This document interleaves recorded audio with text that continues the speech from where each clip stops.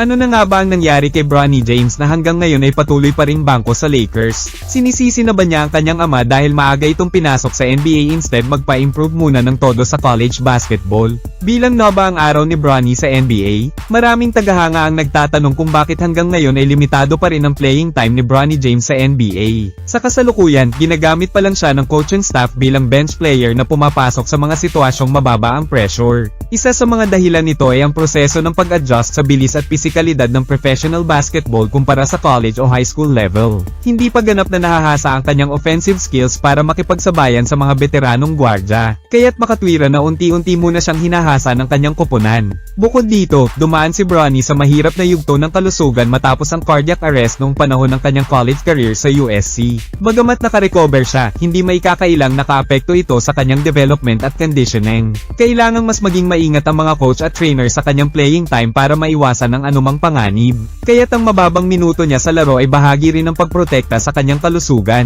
Ito ay mas maiging hakbang kaysa pilitin siyang maglaro ng labis ng maaga. Marami ang naniniwala na bahagi ng dahilan ng maagang pagpasok ni Bronny sa NBA ay ang impluwensya ng kanyang ama, si LeBron James. Bilang isang superstar at huwaran sa liga, natural lang na gustong maranasan ni LeBron ang makalaro ang kanyang anak. Gayunman, hindi nangangahulog ang kasalanan ni LeBron kung bakit nahihirapan si Bronny ngayon. Ang desisyon ay tiyak na pinag-isipan nilang mag-ama at ng kanilang mga advisor. Subalit malinaw na ang pagmamadali sa pagpasok sa NBA ay may kapalit sa aspeto ng development. Kung nagpasya si Bronny na manatili pa sa college basketball ng 1 o 2 taon, maaaring mas nahasa pa niya ang kanyang skills at confidence. Sa kolehiyo, mas may oras para magkamali, matuto, at maging leader ng koponan. Sa NBA, bawat pagkakamali ay mas napapansin dahil sa taas ng antas ng kompetisyon. Kaya't ang kanyang pag-unlad ay nagiging mas mabagal kumpara sa mga kasabay niya. Ito ang realidad ng pagiging isang young rookie na agad tumalon sa professional level. Hindi rin madaling maging anak ng isa sa pinakamagaling na manlalaro sa kasaysayan. Ang pressure na kakibat ng apelyidong James ay napakalaki. Marami ang naghahambing sa kanya kay LeBron kahit magkaiba naman sila ng posisyon, estilo, at pisikal na kakayahan.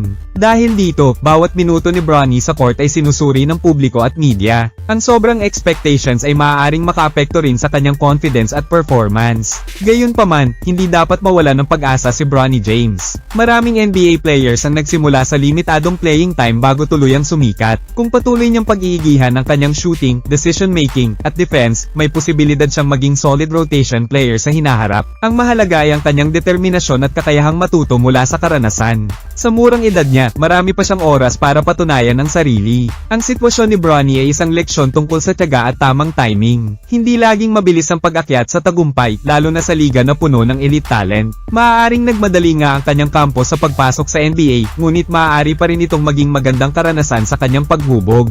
Ang suporta ng kanyang ama at mga coach ay magiging susi sa kanyang tagumpay. At kung mananatili siyang determinado, darating din ang panahon na hindi na siya uupo ng matagal sa bangko. Bukod sa lahat ng ito, mahalagang tandaan na ang development sa NBA ay hindi linear. May mga batang manlalaro na agad sumabog sa unang season, habang ang iba ay unti-unting lumalago sa loob ng ilang taon. Para kay Bronny, ang bawat practice, video review, at maliit na opportunity sa laro ay mahalaga para maasa ang kanyang instincts at laro sa professional level. Ang pagtitiis sa bench ngayon ay hindi tanda ng kakulangan, kundi bahagi ng proseso ng paghubog ng isang matatag at mahabang career. Sa tamang mindset, ang limitadong playing time ngayon ay maaaring maging pundasyon ng mas malaking tagumpay sa hinaharap. Reeves has got it. Alley-oop to Bronny!